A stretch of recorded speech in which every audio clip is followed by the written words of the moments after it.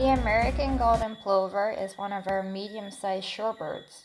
It's often found on open pastures, mudflats, and along the coastline, foraging for worms and crustaceans. It has a shorter bill and a pale eyebrow stripe.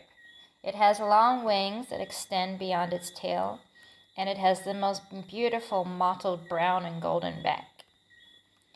The American golden-plover has one of the longest migrations of all shorebirds, breeding in Arctic tundras of Alaska and Canada in the spring and migrating in the fall to the southern parts of South America.